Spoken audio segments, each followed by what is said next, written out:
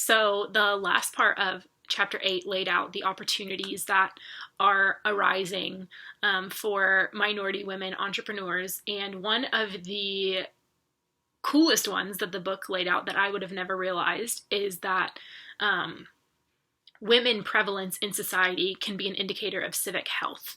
And the way that the book explained this is that people who study demographics and population and gender density can actually look at the percentages of men versus women in specific societies. And based off of those percentages, they can get a pretty good indication and estimation of how healthy both business, economically, socially, all those things, how healthy that society really is. And what they have found through doing this kind of research is that societies that have higher proportions of men versus women are more unhealthy. So the more men and the less women there are out in society, the more likely the society is to be one that is unhealthy. So the cool thing about this opportunity is that governments in these rural and minority populations have actually taken notice of this statistic and have put forth initiatives to create public transportation and public services that actually encourage women to come out into society and make it safer for them to travel to work and back home at the end of the day, because they recognize that their society is healthier when there are more women present.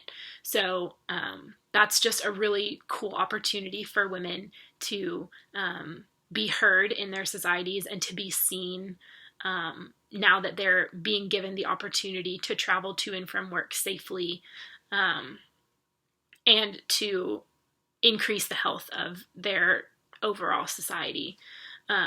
Another really unique opportunity that these women are faced with is being able to showcase the complexity of business.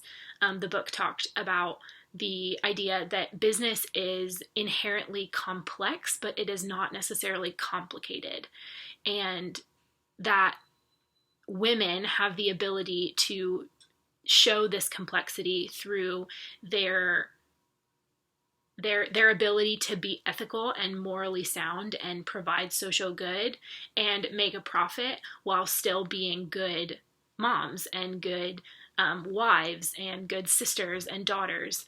They don't have to compromise their ethical or moral behavior for the sake of their emotional attachments to their family. So these women are being able to, for the first time really maybe in their communities, are able to show people that you can do both and you can do both well and be successful.